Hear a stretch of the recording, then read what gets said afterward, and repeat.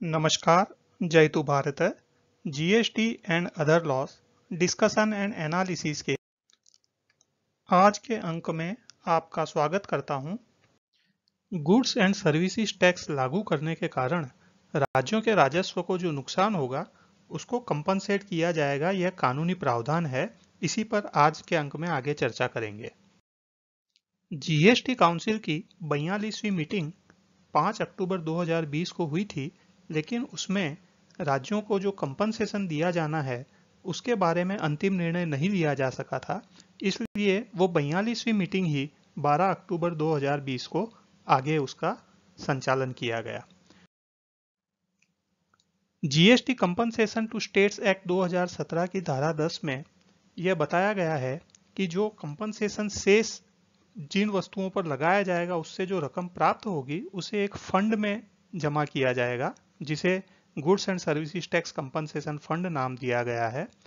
और उसमें से जो रकम है वह इस कानून में बताए गए उद्देश्यों की पूर्ति के लिए उपयोग में लिया जाएगा। इस सेक्शन 10 का जो सब सेक्शन 2 है वो बहुत ही महत्वपूर्ण है, जिसमें लिखा है all amounts payable to the states under section 7 shall be paid out of the fund.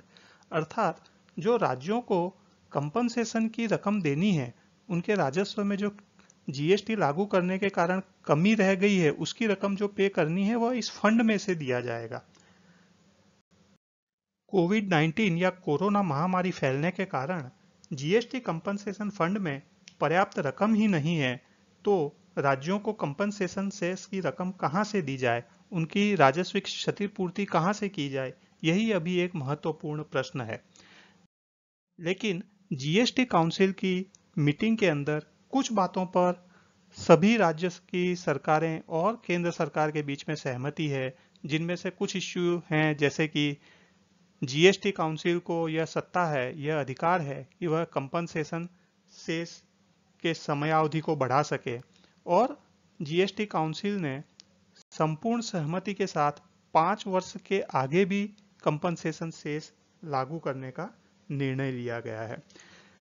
इस बात पर भी कोई विवाद नहीं है कि जो राज्यों को कंपनसेशन दिया जाना है वह शेष की रकम में से ही दिया जाएगा।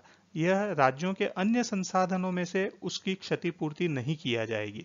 लेकिन अभी हाल फिलहाल जीएसटी कंपनसेशन फंड में कोई रकम नहीं है, तो इसके कारण से कंपनसेशन कैसे किया जाए, राजस्व की क्षतिपूर्ति कैसे किया जाए, यही एक समस्या है।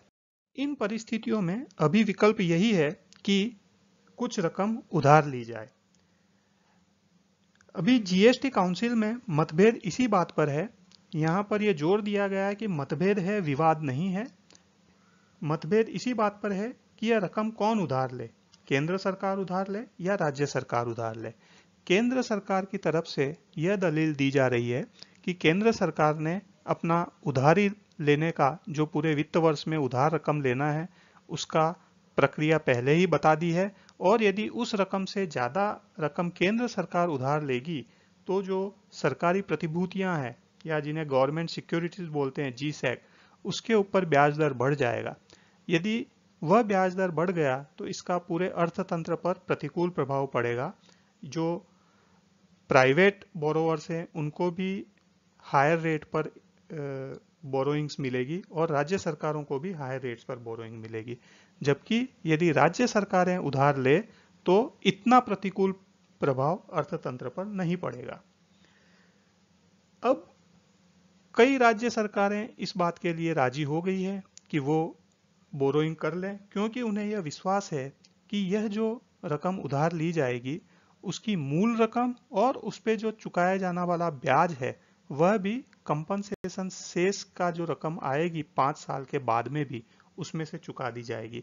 लेकिन कुछ राज्य सरकारें इसके पक्ष में नहीं है कि राज्य सरकार उधार रकम ले।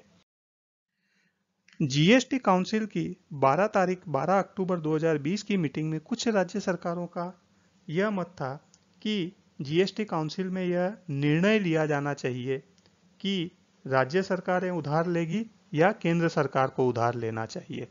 इस पर कुछ राज्य सरकारों का यह मत भी था कि जीएसटी काउंसिल ऐसा आदेश नहीं दे सकता या यह निर्णय नहीं ले सकता कि राज्य सरकारें उधार लेगी या केंद्र सरकारें उधार लेगी।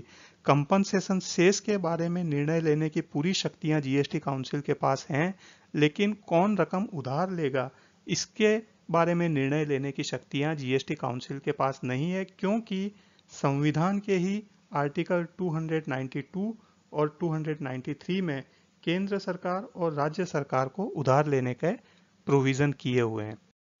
आर्टिकल 293 के अंदर राज्य सरकार को यह अधिकार है कि वह राज्य सरकार की विधानसभा में जो लिमिट नक्की की गई है उस लिमिट के अंतर्गत भारत के अंदर से जितनी रकम चाहे उतनी रकम उधार ले सकती है।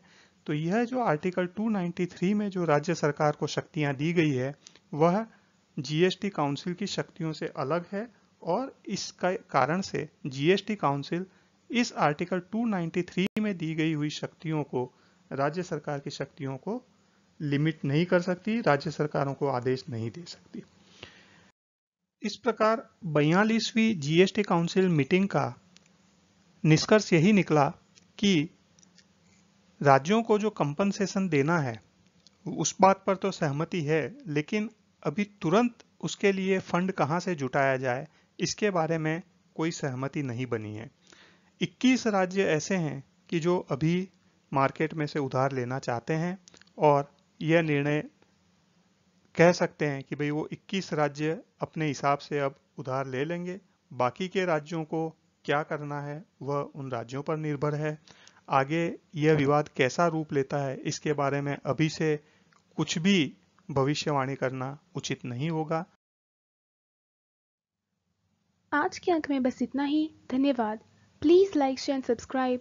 आपको और किसी जीएसटी रिलेटेड विषय पर जानकारी चाहिए विशेषतः तो कमेंट्स में लिख सकते हैं। जय हिंद।